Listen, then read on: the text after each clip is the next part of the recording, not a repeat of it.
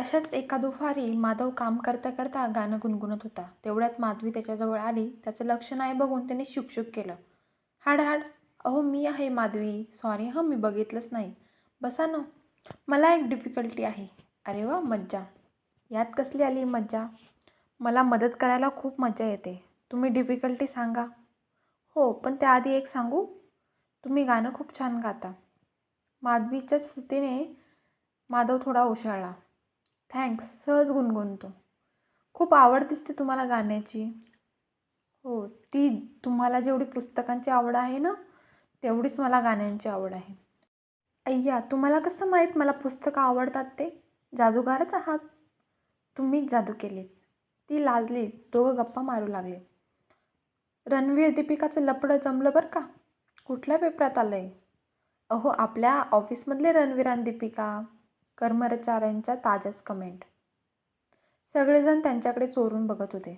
कुजबुजत comment pass करत होते. हे सहन न झाल्याने दहीवडे चिडून उठला आणि दरवाजाला लाथ मारून बॉसच्या केबिनमध्ये घुसला. बाकरवडे, हे काय आहे? बॉस चिडून ओरडला. बाकरवडे नाही हो, दहीवडे. हं, काय आहे? तुम्ही आधी बाहेर व्हा. मला बाहेर जायला सांगतो?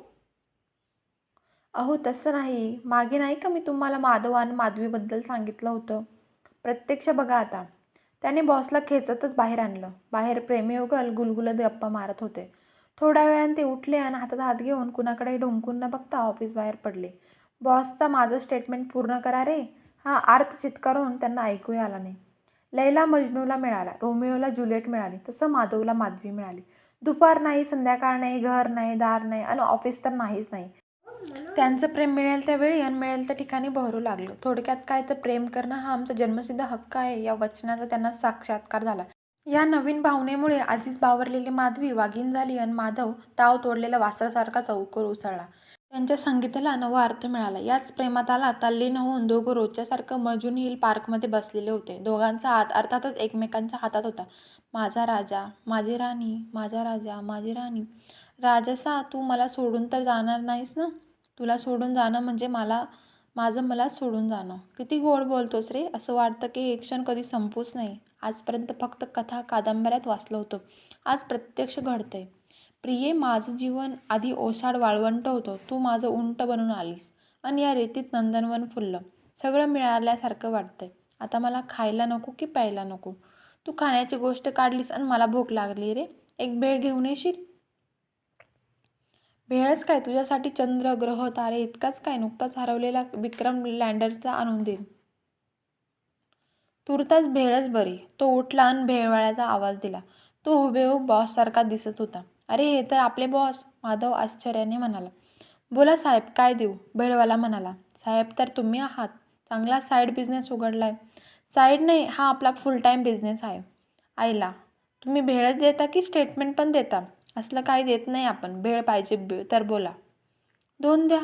भेळवाल्याने 2 प्लेट भेळ दिली. माधवनं त्याला पैसे देता देता विचारलं. तुम्हाला जुळा भाऊ आहे का कुणी? तो जत्रेत वगैरे हरवला होता. नाही का?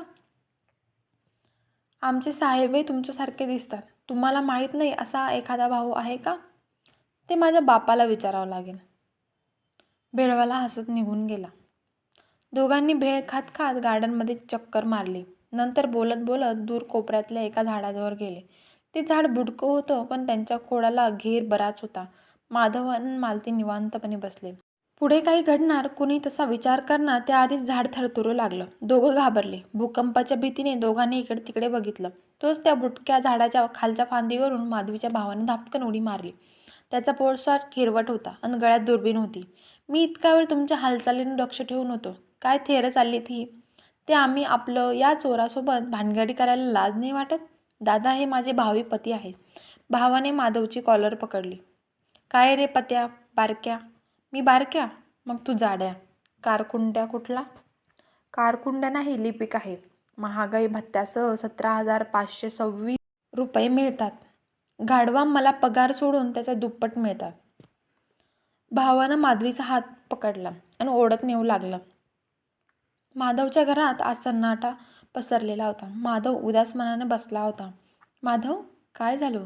कालपासून काही खात नाहीस, पीत नाहीस, त्याच्या वडिलांनी विचारलं. काय झालं बाळा? माझी शपथ आहे तुला. आई शपथ नको देऊस ग. मग काय झालं ते तरी सांग. मी एका मुलीच्या प्रेमात पडलोय, पण तिच्या फौजदार भावाला हे मान्य नाही. मी कारकून आहे हे त्याला आवडत नाही. आता का मी जीव देऊ का? नाही, मग मी एकटाच राहीन. त्याचे वडील घाबरून म्हणाले. माधवच्या आईने त्यांच्याकडे रागानं पाहिलं. कारकून आवडत नाही तर कोण पाहिजे त्याला? वडील म्हणाले. स्मगलरही चालेल म्हणाला, पण कारकून नाही. मग स्मगलर हो. ते काय एवढं सोपं आहे का? मला पोलिसांची मुलगी घरात आणायची नाही आहे. माझ्या मैत्रिणीची मुलगी आहे, सुंदर आहे, सुशील आहे. तू तिच्याशी लग्न कर. पण मम्मी, माझं प्रेमाचा आणि लग्नाचा काही संबंध नसतो. आता आमचं बघ ना.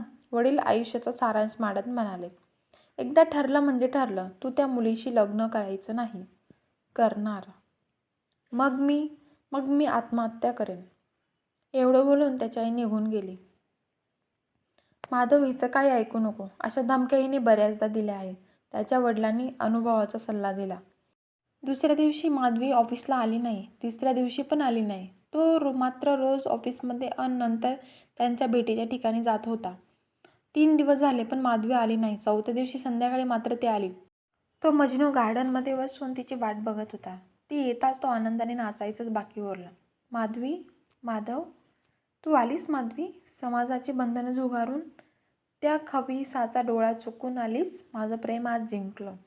तुला भेटले आणि असं वाटलं, काय सांगू, कसं सांगू. तुझ्याविना जीवन म्हणजे चटणीविना वडापाव, कॉफीविना परीक्षा, कशाविना काहीही. खरंच, अगदी खरंय. चल या जगापासून दूर निघून जाऊ. अगदी दूर, जिथे फक्त मी आणि तू, तू आणि मी, दुसरं काहीही नाही. पण तिथे काही जर नसले तर खाणार काय? तू खाण्याचं नाव काढलं आणि मला भूक लागली रे. भेळ खायची? हो चालेल. तो भेळवाल्याला शोधणार त्याआधीच भेळवाला त्यांच्याजवळ आला. भेळ घ्या, भेळ. त्याचा चेहरा हुबेहूब माधवीच्या भावासारखा होता. दादा?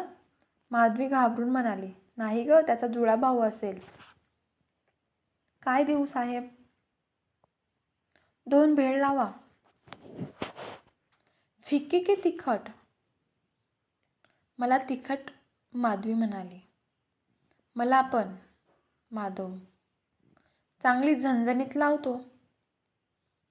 माधव त्यांच्या कानाजवळ तोंड नेऊन म्हणाला. नको, सकाळी प्रॉब्लेम व्हायचा. प्रॉब्लेम तर आता तुला होणार आहे बेट्या. असं बोलून भेळवाला म्हणजेच माधवीच्या भावाने मानगुटच पकडलं. काय रे हरामखुरा, तुला सांगितलं होतं ना माझ्या बहिणीच्या नादी लागायचं नाही. पारक्या कुठला. अहो पण मी काय गुन्हा केला एवढा? प्रेमच तर केलं. हाच मोठा गुन्हा आहे. नंतर पहिल्यापेक्षा अधिक गंभीर स्वरूपाची बाचाबाची झाली आणि माधवीचा भाऊ तिला खेचत घेऊन गेला. मधली काही वर्ष काय झालं यात सांगण्यासारखं काहीही नाही. काही वर्षांनंतर अशाच एका बाजारात माधव आपल्या चपलेला खिळा मारून घेत होता. तो जसा वळला तशी माधवी त्याला येताना दिसली. तिच्या हातात भाज्यांच्या थैल्या आणि गळ्यात लायसन्स अर्थात मंगळसूत्र होतं. आणि हो, एक राहिलंच, सोबत तिचा मुलगाही होता. नजरानजर होता. त्यांच्या डोळ्यात आश्चर्य आणि खेद उमटला. माधवी, तू इथे? काय येऊ नये? नाही तसं नाही. याची बदली झाली इथे. कशी आहेस? कशी वाटते? तशीच. तिकडून पप्पा पप्पा म्हणत एक मुलगी धावत आली. तुझी मुलगी वाटतं? हो. खूप गोड आहे. बाळा, तुझं नाव काय? माधवी. मोठी माधवीने माधवकडे बघितलं. त्यांची नजर दुसरीकडे वळवली. मग तीच पुढे बोलली. हा माझा मुलगा. याचं नाव आहे माधव. काय? हो, पण मी त्याला बारक्याच म्हणते. दोघंही थोडं असतात. गाणं गात असतोस का? आयुष्यच मला गुणगुणत असतं अधूनमधून. म्हणजे? काही नाही. तू पुस्तक वाचतेस? हो, पण प्रेमकथा नाही. थोड्या वेळ कोणीच बोलत नाही. माधवी, तुझं माझ्या आयुष्यातील पुस्तकातील प्रकरण तसंच राहील. सिलेबस बदलला तरी ते प्रकरण तसंच राहील.